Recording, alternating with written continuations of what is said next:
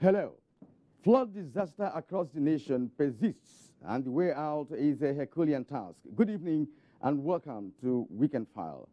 This is the third in the series of our program on flooding since the 2018 prediction of rainfall pattern and possible flooding in the country. Our aim has been to keep the nation abreast of impending devastation, which has now caught up with hundreds of communities and cities across more than 30 states of the Federation. In this edition of the program, we are focusing on flood mitigation and management processes, which are in three levels, namely property, small communities, big towns, and cities.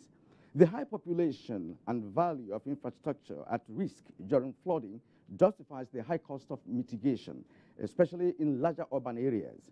Experts say that through the production of flood risk maps, which must indicate flood-prone areas, the effect of flooding can be drastically reduced. This assertion became necessary because of the frequency and magnitude of flood and debris flow, which have dramatically risen in Nigeria. What has been in the front burner since the 2018 flood started in July was lack of adequate resources to implement effective and efficient policies aimed at better disaster preparedness, prevention, and mitigation. Tonight, we'll examine the efforts of the federal government through concerned agencies towards managing the menace now ravaging many communities and cities in Nigeria. Vice President Professor Yemi Osinbajo has visited some affected communities in some states to appreciate the level of damage and assistance being given to the victims. Our guest tonight is the Director General of the National Emergency Management Agency, NEMA, Malam Mustafa Mehaja. My name is Kirian Umayo, and this is Weekend File. The news is next. The people of Osun State are now awaiting the results of the governorship election in which 48 candidates from registered political parties participated. The election has been generally adjudged peaceful and well coordinated. Let's now join Oshobu for situation reports. And Funke Ibidamito is our guide. Funke, it's been a very busy day, right?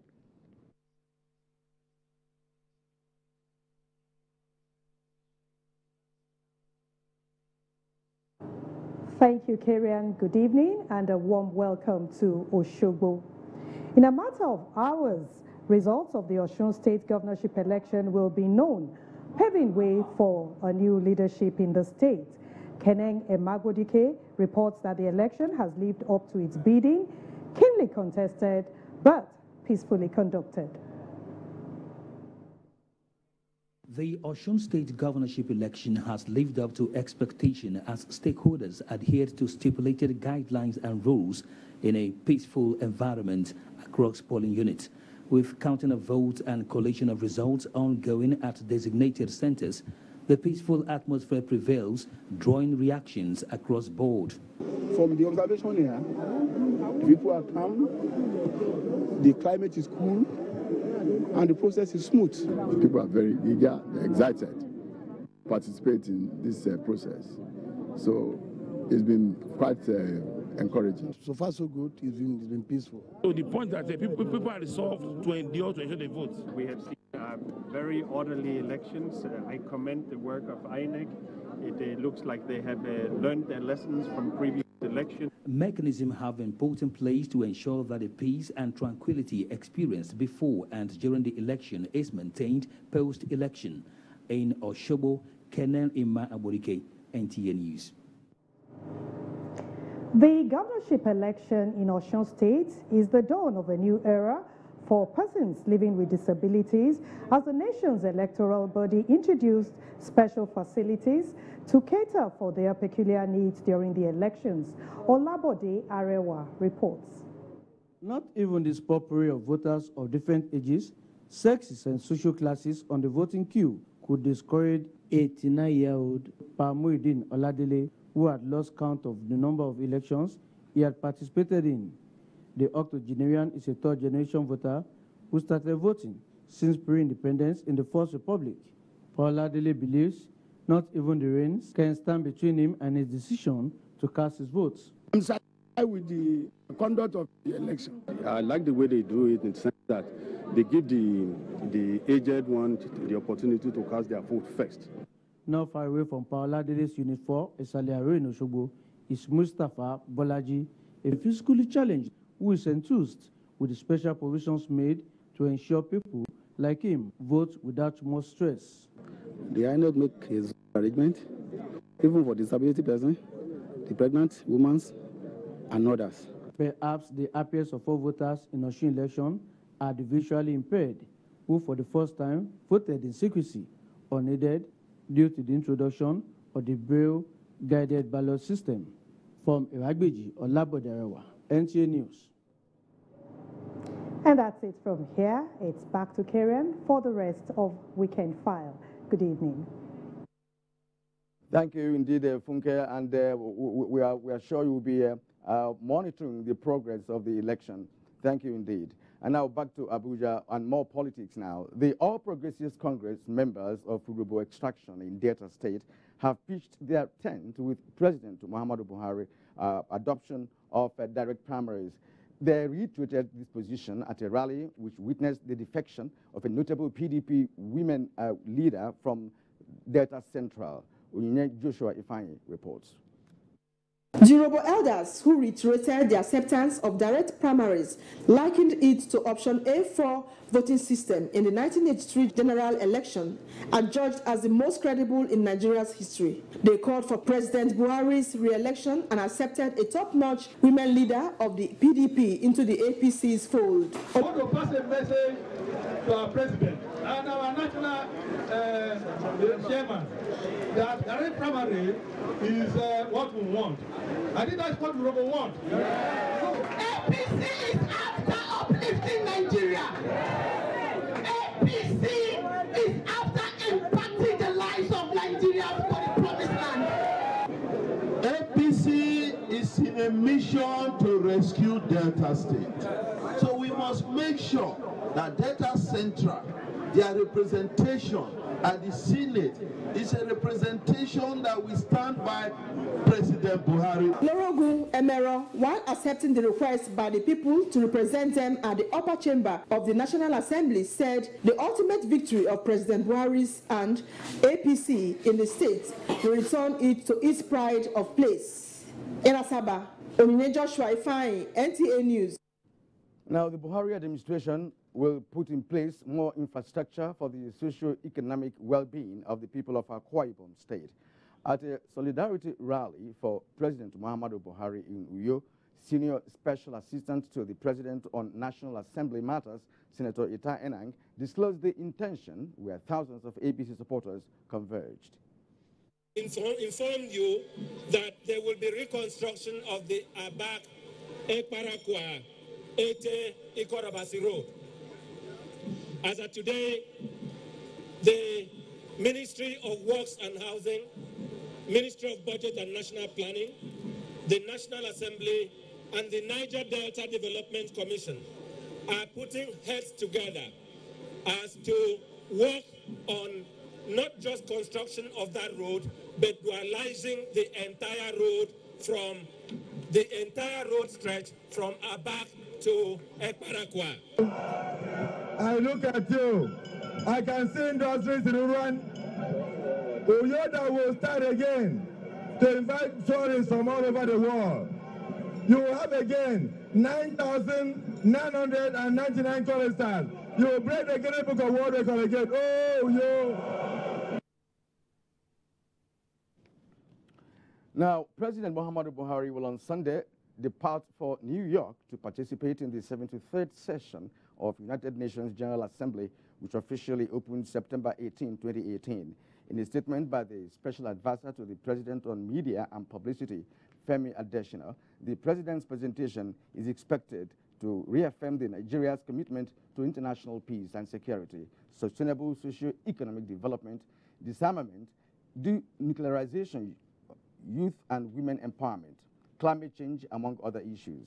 It also states that the President and his wife, Aisha, will attend a welcome reception hosted by the UN Secretary General, Antonio Guterres. The Nigerian leader and his delegation will participate in a high-level meeting on the fight against tuberculosis organized by the World Health Organization. The Nigerian delegation is expected to attend the Mandela Peace Summit, which is a high-level meeting on global peace in honor of the centenary birth late South African leader Nelson Mandela. The theme for this year's session is making the United Nations relevant to all people, global leadership and shared responsibilities for peaceful, equitable, and sustainable societies. Says the high point of President Buhari's participation will be his address on Tuesday to the General Assembly on the opening day of the debate. Still on foreign scene, President Muhammadu Buhari will be making a strong case for the return of looted Nigerian funds stashed abroad as he addresses the 73rd General Assembly of the United Nations. Addressing the press at the UN headquarters in New York, Foreign Affairs Minister Geoffrey Onyema emphasized that Nigeria will also seek the enforcement of UN resolutions against flow of illicit funds. Foreign Desk correspondent Makut Simon Macham has the report. Ahead of the General Assembly of the United Nations, where Nigeria's delegation will be led by President Muhammadu Buhari, Minister of Foreign Affairs Geoffrey Onyema, who is already in New York, took time to visit the media center at the UN headquarters to bring journalists up to speed about developments in Nigeria and what Nigeria will be bringing to the table at the 73rd UN General Assembly. The minister told the media that Nigeria's President Muhammadu Buhari will be addressing key issues. The United Nations itself, of course, has passed a resolution regarding the illicit flow of funds, and the big challenge that we face, and we're trying to have something done about at the global level, is the access to these funds. He also addressed questions on the 2019 general elections. Now, the minister may have given a sneak view of what Nigeria will be tabling here at the UN General Assembly. However, he assures Nigerians that attention has been paid to every detail of what will be discussed in this summit, just to ensure that the lives of Nigerians at the long run are improved. From the UN headquarters in New York, Makut Simon Macham, NTA News. Meanwhile, within the overarching theme of the 73rd United Nations General Assembly, the National Commission for Refugees, Migrants, and Internal Displaced Persons at a sideline event in New York leveraged on the sub-theme of migration and internal displacement in Nigeria to discuss migratory dynamics and solutions. Joy Osiago has the details. Africans and indeed some Nigerians as displaced persons or labor migrants join millions of desperate people across continents in search of livelihood and often face rejection or what a school of thought describes as modern-day slavery. However, most African nations, including Nigeria, are working tirelessly to change the narrative. And so, ahead of the Intergovernmental Conference in Marrakesh, Morocco in December 2018, to adopt the United Nations Global Compact for safe, orderly and regular migration, Nigeria at the 73rd United Nations General Assembly is focusing on the role of migration in the implementation of the Sustainable Development Goals from a Nigerian perspective.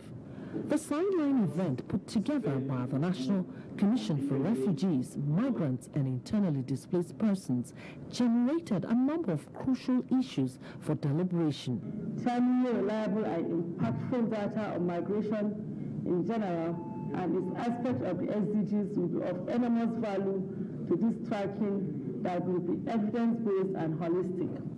What it is, the elements that have been negotiated, and it is a very important negotiation, both for origin, transit, and destination countries. It's important government at local, state, and national level continue to provide good governance. They identified concrete key actions necessary to continue effectiveness of migratory issues in Manhattan, New York. Joy Osiago, NTA News. In other news, there is so much wealth in the ability to give. The Vice President made this statement at the 56th birthday of Governor Rochas Okorocha in Owerri, Imo State. The Vice President commended his good works as he transforms the destiny of children who are helpless and cannot pay back. Only men and women who transform the lives and destinies of others, they are the ones who truly achieve significance. Such is your father, my dear friend, Owele Anayo Rochas Okorocha. On this day of your birth, I pray for you that as your days, so shall your strength, so shall your wisdom, and so shall your favor with God. God bless you. Happy birthday. But I must honor one who deserves all honors. To God be the glory. First, my Vice President, I want to thank you for finding time to come. And please extend my greetings to Mr. President. Highlights of the ceremony were music presentation, drama, and dance from various students drawn from Africa, including Ethiopia, Nigeria, Niger Republic, Gambia, among others. Peaceful coexistence has been identified as a veritable tool in building a stronger and a virile nation. This was the fallout of a discussion at the maiden edition of General Abusalami Abubakar Foundation Peace Lecture at Trenchard Hall, University of Ibadan. Lukman Hassan reports. The edition of General Abdusalami Abubakar Foundation Peace Lecture was initiated to recognize the contribution of the former head of state towards peaceful coexistence in Nigeria. Delivering the lecture, General Abdusalami Abubakar said politicians should put the nation's interests above personal interests to avoid discord as the country prepares for the 2019 general election.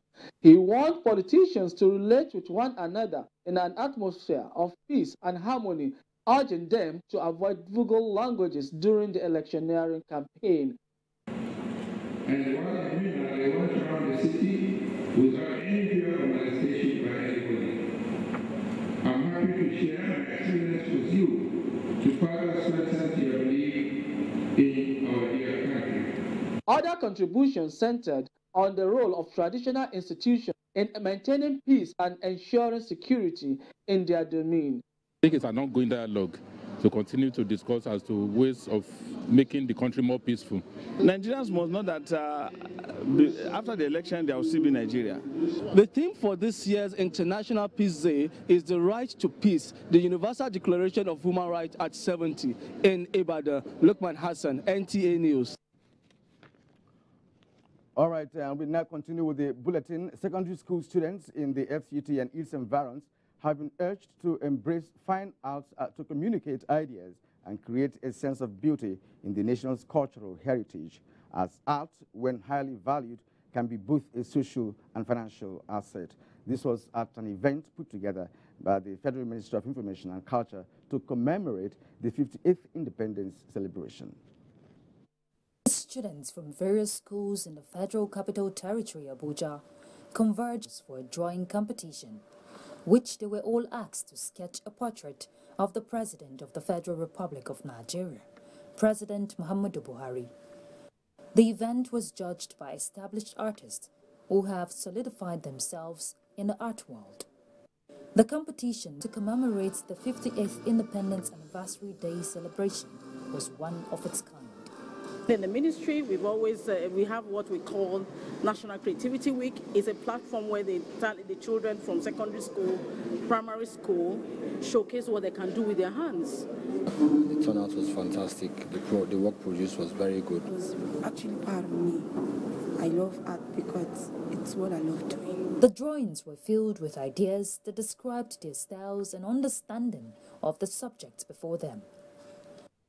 The mission of the Federal Ministry of Information and Culture is to promote creativity and positive self-expression, which was very visible in the hall. The contestants were encouraged to express themselves and rejuvenate their styles. The Nigeria Deposit Insurance Corporation, NDIC, is assuring depositors and customers of the defunct Skybank PLC that their funds are safe. Managing Director of NDIC, Umaru Ibrahim, gave the assurance after the Central Bank of Nigeria withdrew the operating license of Skybank and transferred its operations to a bridge bank known as Polaris Bank. Leah Kaltung Babatunde has more on that. New bank in town, Polaris Bank. It was birthed Friday, the 21st of September 2018, following the withdrawal of operating license of the defunct Skybank, which had been in distress since July 2016. Polaris Bank Limited has been issued operating license by the CBN and shall commence banking business from today, Friday, 21st September, while the operating license of Skybank has been revoked by the Governor of the Central Bank of Nigeria. Polaris Bank is a breach bank. It has assumed the deposits and liabilities of Skybank and acquired its assets. The Nigeria Deposit Insurance Corporation, NDIC, as the insurer of banking customers in Nigeria, acted swiftly in line with its mandate to protect depositors and guarantee payments of insured funds in the event of failure of insured institutions. The capitalization of Polaris Bank has been done by the Asset Management Corporation of Nigeria, AMCON. Already, 786 billion naira has been injected into the bank and the liquidation process has begun. The NDIC says its action seeks to fully protect investors and depositors as well as staff of the financial institution with a view to returning the bank to profitability. Leah Katungbaba today, NTA News. Now you're watching Weekend File. Flood events are part of nature as they have existed and will continue to exist. And in this circumstance, structural measures will remain important elements and should primarily focus on the protection of human health and safety of valuable goods and property. Tonight, we look at the mitigation of flooding in Nigeria, and that will be next after the break. And thank you for staying with us. It's certainly not the best of times for those along the coastlines and other flood-prone areas. Mia Ogidi in this report chronicles the efforts by both the government and agencies to mitigate the effects as well as current level of the flood across the country.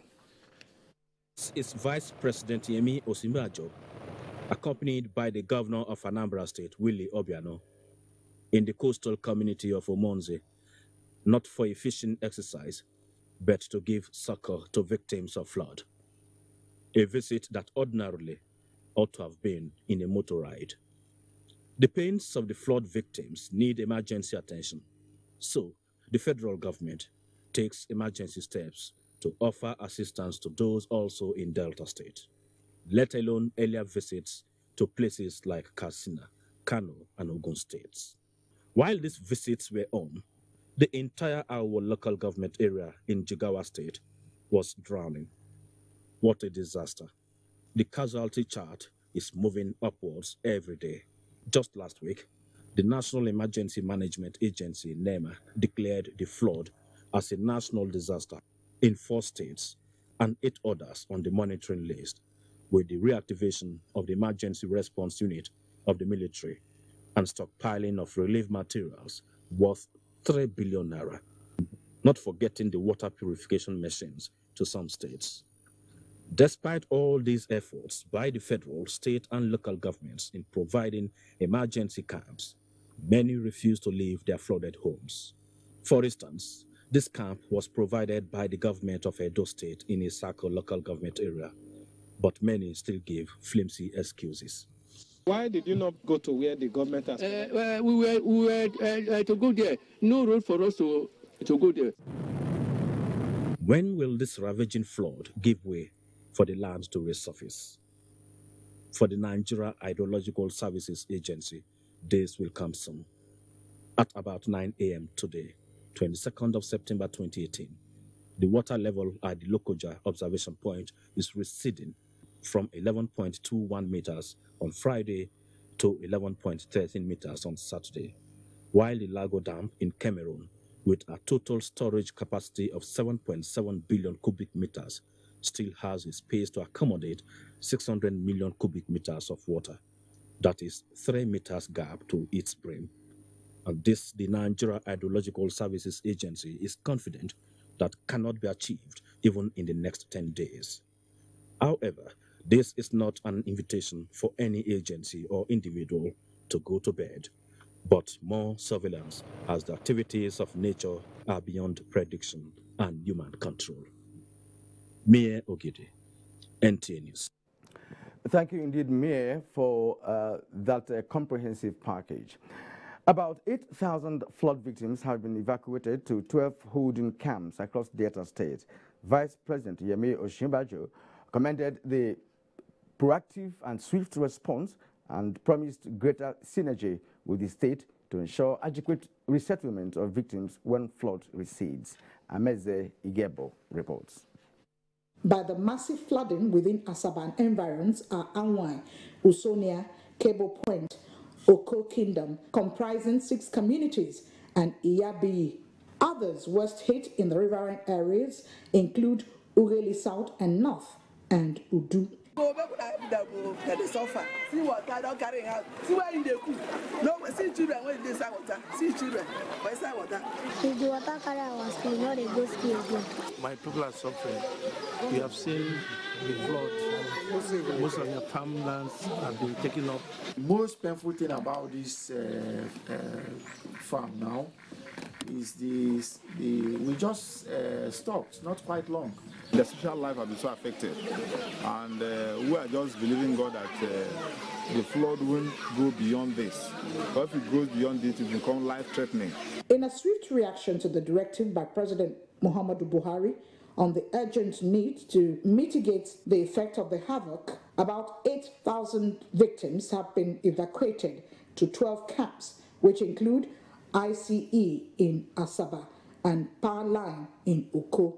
The Vice President, Yemi Osinbajo, shortly after inspecting the flood-ravaged communities, said the relevant agencies have been mobilized to take action towards reducing the impact of the flood. The federal government will be working closely with the state governments, with all of the agencies of the federal government, to ensure not only relief, but also resettlement, and in many cases, bringing back livelihoods to the various communities that have been impacted. And we've seen a lot of what the state government has done. A lot of canals have been built, a lot of, and this is practically all over the place. So there are very many steps that have been taken. The state government put an icing on the cake of hope. We will do our best as a state to provide the things that you need and to keep you comfortable and to keep you healthy. It is expected that victims still adamant about relocating to these temporary resettlement sites will have a rethink, because it is better to be safe than sorry. Ameze Igebo, NTA News. In Niger State, more than 500 communities have been affected by flood, with more than 100 already submerged in 22 local government areas. Now, key players in disaster management have evolved strategies to mitigate the impact of flood on the people. Mary Noel Bergi reports. Sequel to the prediction by the Nigerian Meteorological Agency and the Nigeria Hydrological Services Agency on flood occurrence along the river banks, as well as release of water from the surrounding hydrological dams, measures adopted to avert the dangers ahead include community education, flood warning campaigns along the river banks, sensitization using faith-based and community leaders. So the best thing to do, let them quick and pay us to leave the place. Because Shiruro Dam, if they release water, used to worry us. And look at the Ngeru Dam again, affect us. The proactive measures adopted by NEMA and the Niger State Emergency Management Agency are, however, attributed to the level of flood disaster experienced in previous years. But despite the efforts made to secure lives of the people in the affected communities, the head of operations, National Emergency Management Agency, Aliu Shehu Kafindangi, and the Dean School of Physical Sciences, Federal University of Technology, Minna, Professor Ahmed Zawki Abubakar, argued that the people have chosen to remain in those areas for cultural and economic reasons. It is difficult for you to tell them to relocate completely because they make use of the river for their means of livelihood. Because of that strong head, that attitude, so that is what is causing most of this. Perhaps these stands are responsible for the height of devastation experienced this year, with more than 500 communities affected, leaving more than 100 underwater. Farmlands, public and private buildings have been destroyed, while 48 lives have so far been lost. EMA was providing technical assistance then because of our experience in camp management. The Director General, Niger State Emergency Management Agency, speaks on the way forward. Executive Governor of Niger State have given us directives that we should fashion out a lasting solution to this problem. The Niger State government, Senator representing Niger East, David Umaru, Nigerian Medical Association, have continued to provide support to the flood victims in and outside the camp. Mary Nebershi, NTA News. Kogi State has commenced distribution of relief materials to flood victims at the displaced people's camps across the state. Also, Nanyabe has the situation report. The relief materials flagged off for distribution to displaced victims of flood across 25 camps in the affected 10 local government areas by the disaster include foodstuff and cooking items procured by the Kogi State government. The commissioner, joined by the permanent secretary of the Ministry for Environment, Mrs. Anna Odion, and officials of the State Emergency Management Agency, said government had profiled all the people affected according to the households, with a view to ensuring that no family is left out in the distribution. Capturing that was done includes the name of the house leader of the household, the phone number, and they have a camp leader here. So if your name is on the list, we have to authenticate. At the IDP camp located at the flood estate, Old Poly Quarters, Lokoja, victims were elated, receiving the items and commended Governor Yahaya Bello for the gesture. We thank His Excellency Alhaji Yahaya Adoza Bello with the effort that he's tried to us here. The government officials at the camp assured them of fairness and equity in the distribution. More are still coming.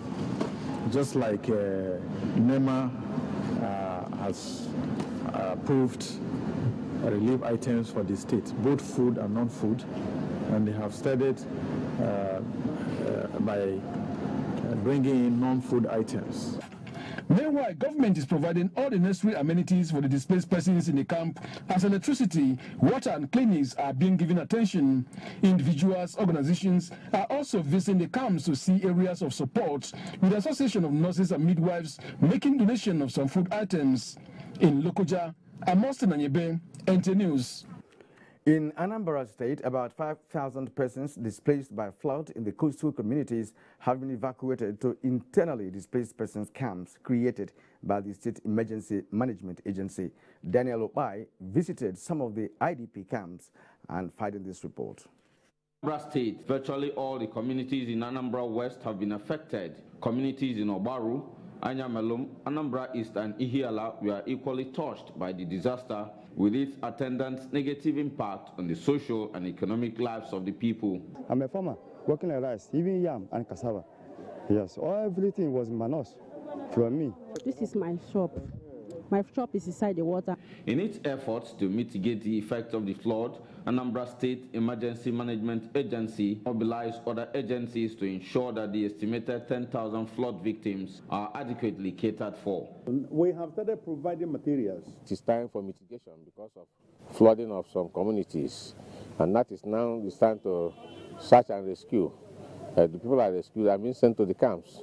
Father Joseph Memorial High School, Aguleri, is where the victims from Enugu, Aguleri 2 in Anambra East local government area have relocated to, while Central School, Odegbe, Atani, and St. James Anglican Church, Iowa, give shelter to the displaced persons from Obaru local government area, as well as the Nigerian Navy. The living condition in all the camps leaves much to be desired. Oh, I don't know how I go do my people. Even I no get something to eat now. Now so I come stay here to know whether I go get myself in life. Though the State Emergency Management Agency has taken delivery of some relief materials such as cement, zinc, bags of beans and other beverages, as at the time of filing this report, some of the victims were yet to receive those materials. This type of visit helps a lot because it helps you to make sure that you're crossing all the T's and dotting all the I's. As at 18 September 2018, the water level stood at 11.8 meters, which is said to be relatively high, with just 1.6 meters less than what was obtained in 2012. It may increase if the excess water from the Cameroonian Lagdo Dam is released. In Oka, Daniel Okbai, NTA News. And just as Nigerians are getting worried with the spate of flooding in some parts of the country, the federal government has re-strategized to mitigate the effects on victims. Director General of NEMA, Malam Mustafa Mehaja, is standing by here to give us more situation reports, and that will be after the break. Now in the studio is the Director General, National Emergency Management Agency, NEMA, Malam Mustafa Mehaja.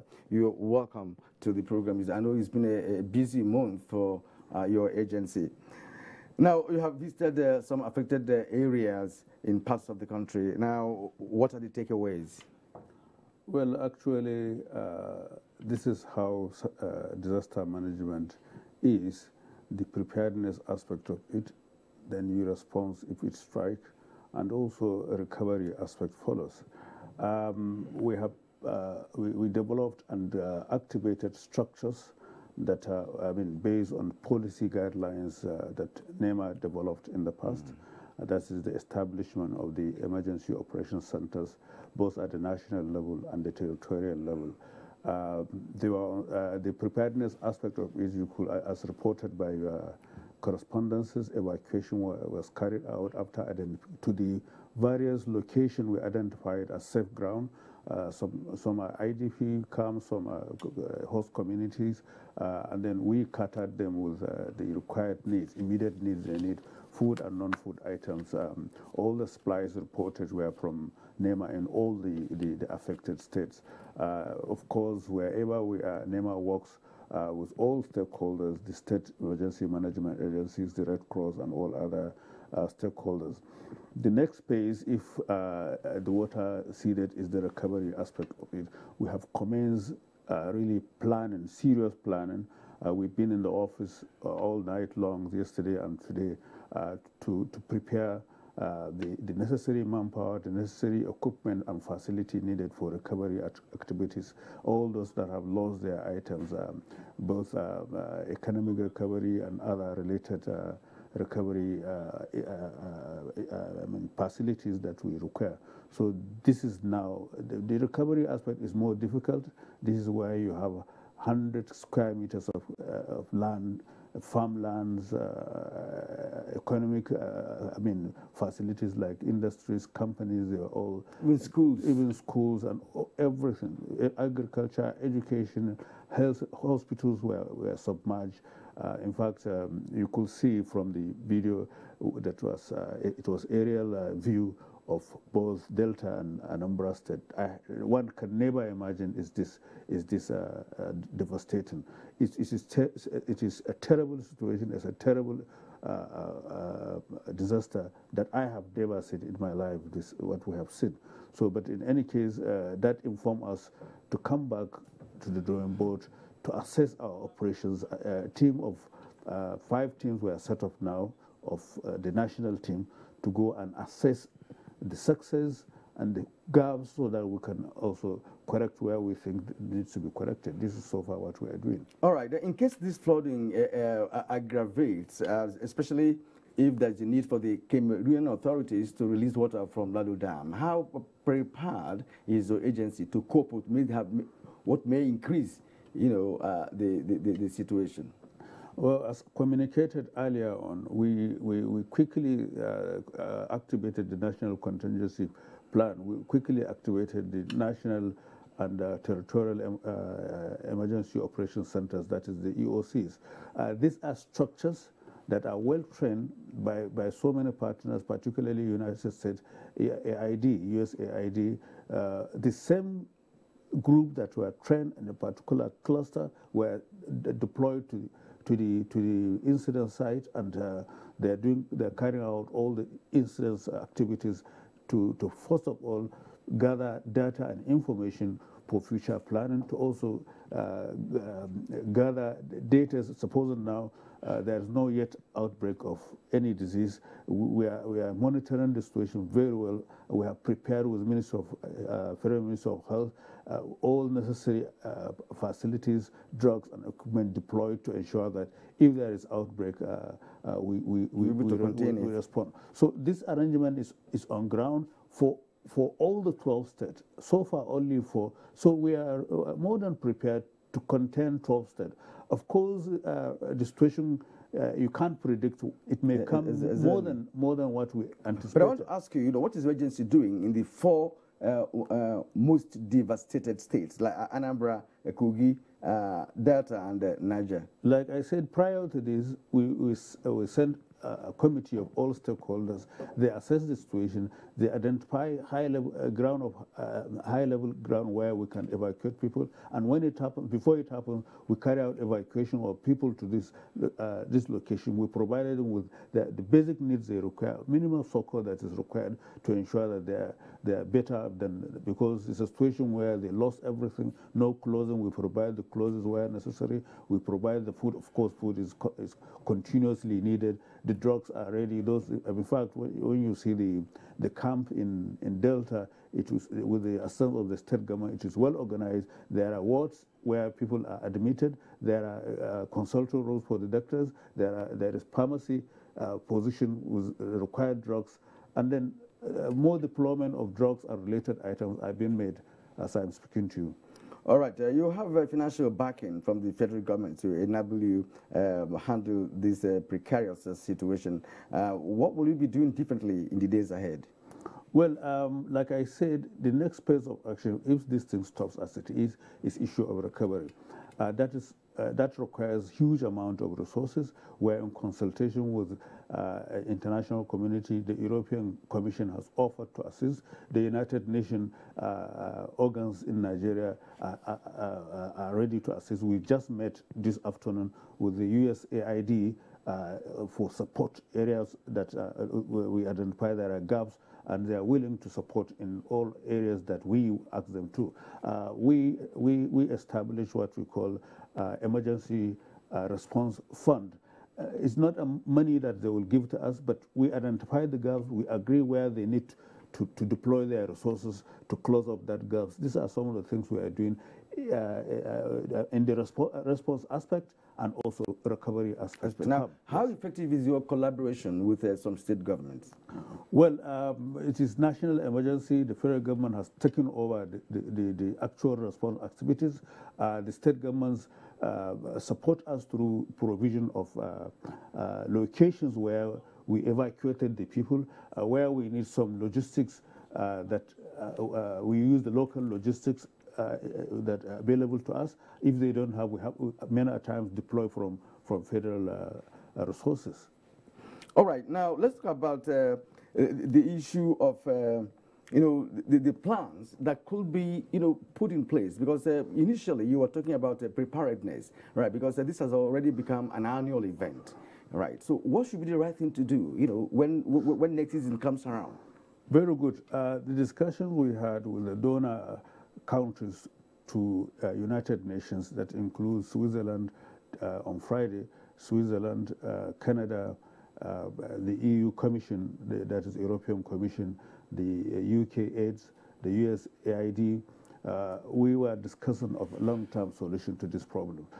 We identified 2 areas that we need to really respond in the long run, like desilting the 2 major rivers and creating along Benue River what we call relief dams. Relief dams, if the flow of the water is too much, a gate will be opened so that it takes part of the water out, so that it does not affect the communities downstream. These are some of the things we are doing. They are major issues. We are doing it in collaboration with the Federal Ministry of Water Resources, because they are the first responders as regard all on the dams, they own all the hydrological agencies.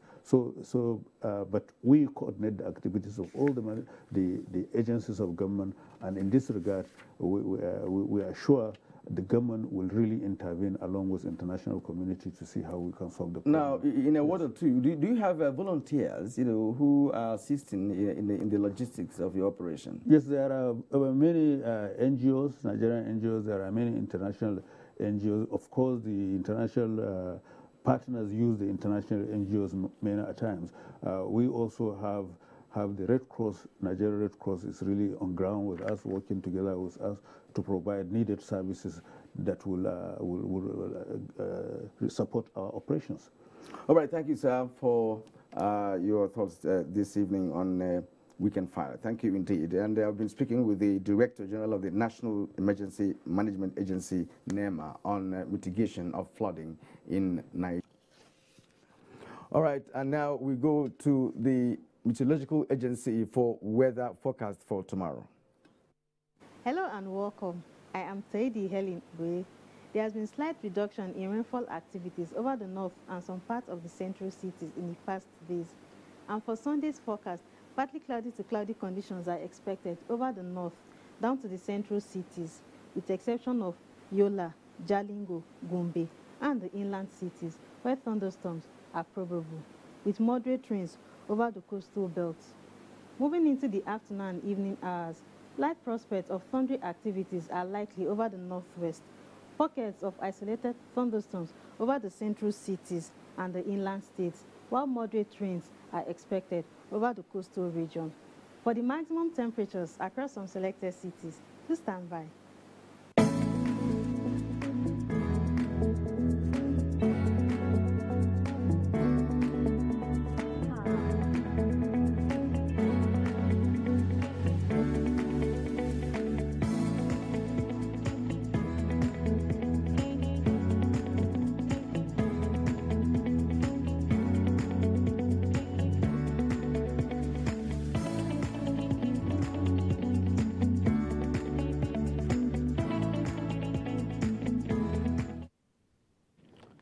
And that's our program for today. We thank you for watching. See you next week.